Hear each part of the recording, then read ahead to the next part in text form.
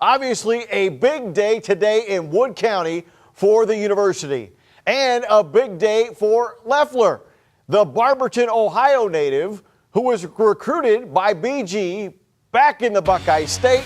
No doubt his Midwest roots, part of the reason he got the job. His predecessor, not aggressively targeting kids from Ohio, was fodder for his critics. Loeffler, on the other hand, wasting no time addressing area coaches in the opening moments of his introductory presser. Being from the state of Ohio, being in coaching at the University of Michigan to gain great relationships, but through the Ohio high school coaches. Not only is my job is to hire a great staff, my job is to bring great football players into our great university. And how that is done? Through great high school football coaches.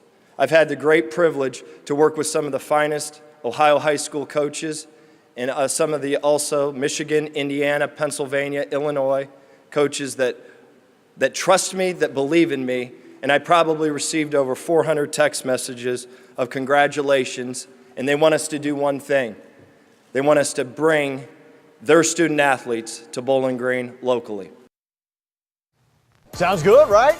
Well, last night we took a look at Loeffler's resume, and it included stints as an assistant under Lloyd Carr at Michigan, Frank Beamer at Virginia Tech, and Urban Meyer while at Florida. Obviously, the Meyer connection with Bowling Green, a huge subplot. Meyer getting his first head coaching gig with the Falcons as well. Or how much did you talk to him before taking this game? Well, he's got a game tomorrow. Well, this is true.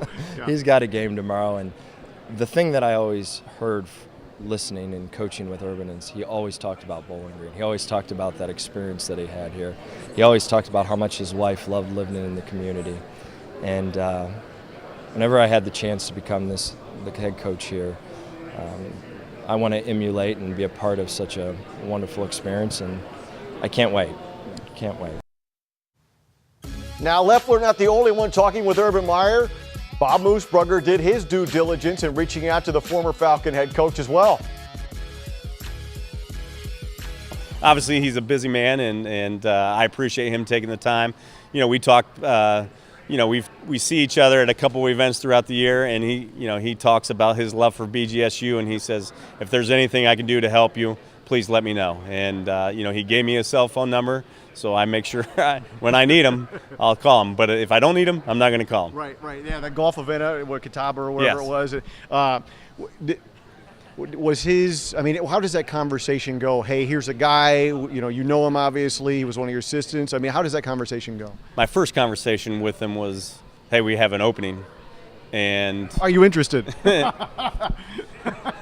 I did not say that, okay, but right. that would have been good. Right. I did not say that, but I said, hey, we have an opening. Obviously, he knew that, sure. And would love to pick your brain. And he asked, what are you looking for? And tell him what I'm looking for, and he goes, that's what you need. And I said, well, do you have any people in mind? And he said, I'm gonna have to give that some thought. And so we had that conversation. Next conversation. Here's some people that I think, I'd bounce some names off of them, and what do you think of this guy? What do you think of that guy? And he'd give me, his opinion on some of the guys that we talked about.